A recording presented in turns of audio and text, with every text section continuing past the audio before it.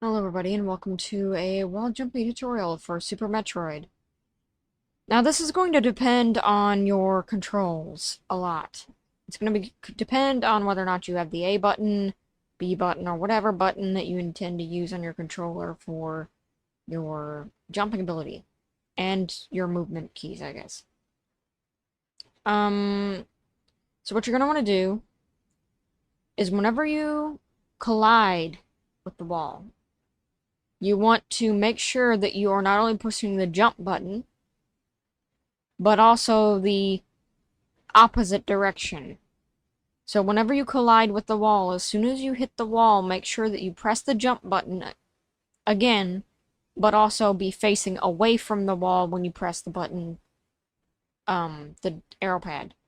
You want to make sure that you're facing away from it with the arrow pad as soon as you collide with the wall to go to the opposite direction that you want to go instead of the direction that you're currently facing towards the wall.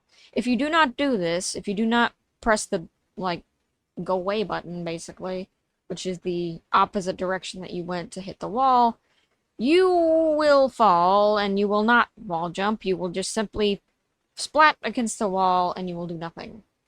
Keeping in mind, to do these jumps, you have to be in a, back flipping / front flipping maneuver. You cannot be just straight up jumping. It will not work.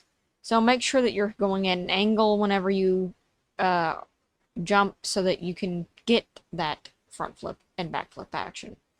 I recommend this area in Super Metroid as well to test your abilities of doing wall jumps because I think it's actually very nice since you don't have to worry about enemies, damage, environmental damage, all kinds of bad stuff. So like I said, what you want to do is you want to jump and you want to, as soon as you impact the wall, hit both the jump button and the opposite arrow key to get away from the platform and to do a successful wall jump. That is how you do the wall jump. You can also listen to the noise to tell if you're doing it all right, but I think beginners probably aren't going to get that, so instead what I would recommend using, because I did this without hearing sound to make sure that I got all my facts straight before making this video, you want to make sure that you impact the wall and then press the button to jump. So you want to press them both successfully. You go into the opposite direction of the way you were going originally when you hit the wall. Press the opposite, which would be, left or right, and you should be good as soon as you hit the jump button, and you should perform a successful wall jump. However, not every area is good for wall jump practice, but it is very good to use this area in particular for your wall jumping expertise and practice. Specifically, it is a very good idea to use these things over here, those things. If you use those things as a wall jumping guide, you will get very, very good at wall jumping because the height in between each of these is the perfect amount for you to jump. So as soon as you impact and hit the wall, that's the height of your jump, so there's no question you're going to hit it most times because it's going to be the height your jump. So it's a lot easier that way instead of doing it in a half jump, which are the hardest. If you can do this in succession, though, of just going back in between each of these platforms, making sure that you hit the wall each time, they're close enough together to where, you can do that pretty successfully. There's just a lot, in this area to be able to teach you how to do this. And yeah, I generally really like this area. It really helps with your jumping.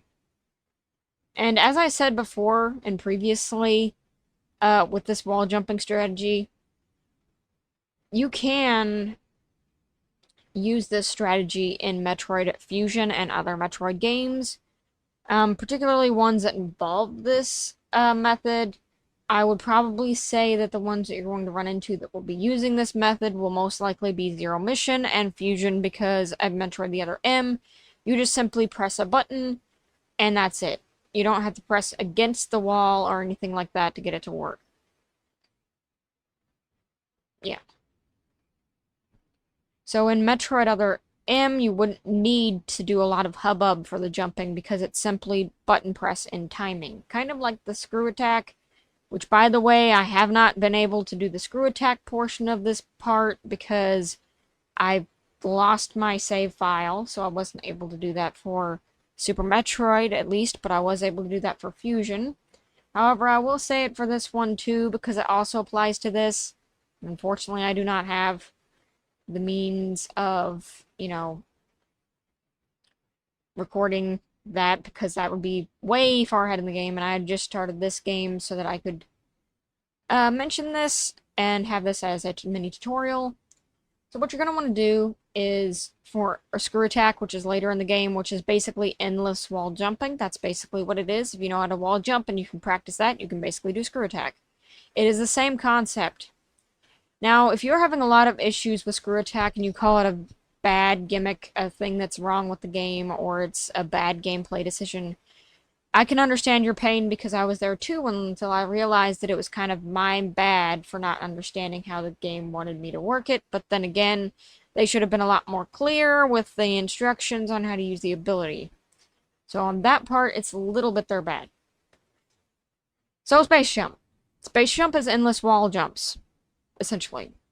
Which means, you know how we were just talking about wall jumps are timing based. You have to hit the wall and then directly press both the jump button and the opposite direction button to actually successfully do a wall jump.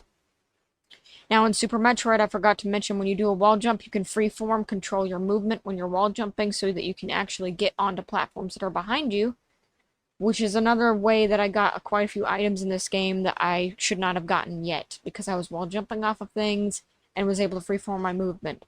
Disclaimer, this does not work in Metroid Fusion. Do not attempt it, because Metroid Fusion locks your position to be exactly opposite of whatever you jumped on. So the only way you're going to be getting anything is when the game tells you you can wall jump very effectively in that scenario. Be it a straight up wall or whatever. But that being said, screw attack is basically, you have to jump in succession. Do not press the button too strong. Do not press the button in for very long. Only do like a half press. And then go once to the left or once to the right, whichever jump you started out with, and then do the opposite and then do a half jump, which would be a half press. Make sure that you do once on one side, once on the other. Once on one side, once on the other. Keep flip-flopping with that, and you will continuously go up without having any issue. Here's a problem. If you press the button in too deep and all the way through to make a full jump like you would normally in the game to get your highest height, you will be sacrificing yourself in the long run, because there is one major problem with that. When you press your button in too much for a very tall jump, you can actually screw up your screw attack and have you fall back down instantly with no hope of saving it. That is a problem. So if you press in the button too far, what happens is the game will kind of lock it into a point of, okay, you're just going to fall now. Because there's usually no way to save that, because when you wall jump back and forth in the space jump, it acts the same as wall jumping, where when you hit the wall, you have to go to the opposite direction and press the button at the same time to successfully perform a wall jump. It is the same situation as screw attack.